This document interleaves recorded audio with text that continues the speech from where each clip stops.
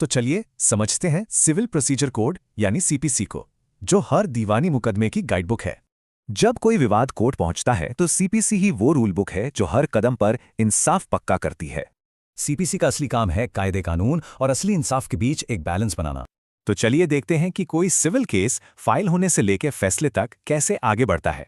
Civil court सिर्फ property जैसे नागरिक मामलों को ही सुनता है, धार्मिक या सामाजिक मामलों को नहीं। केस की बुनियाद प्लीडिंग से रखी जाती है। इसमें दोनों पक्ष अपने अपने दावे और बचाव बताते हैं। प्लीडेंस का गोल्डन रूल है, सिर्फ जरूरी बातें बताएं, सबूत नहीं, एकदम साफ और सीधी बात। इसके बाद कोर्ट समन भेजकर दूसरे पक्ष को बुलाता है।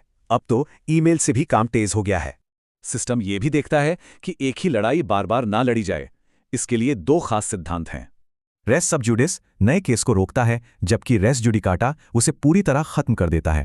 अगर केस करने वाला गायब है तो केस खारिज, और अगर दूसरा पक्ष नहीं आया तो कोर्ट आगे बढ़ सकता है। कभी कभी कोर्ट को हालात जस के तस रखने पड़ते हैं। इसके लिए टेम्पररी इंजंक्शन लगाया जाता है। जरूरी नहीं कि हर केस का लंबा ट्रायल चले। सीपीसी समझौते के रास्ते भी सुझाता है। ट्रायल के बाद आता है फैसला यानी जजमेंट और डिक्री। जजमेंट में वजह और डिक्री में आखिरी फैसला।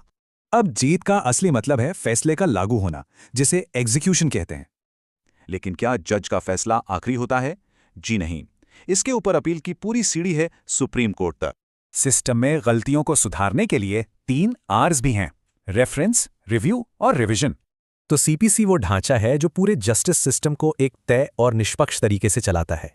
तो सबसे बड़ा सवाल यही है, सख्त कानूनी नियमों और हर केस की अपनी सच्चाई के बीच सही बैलेंस कैसे बने।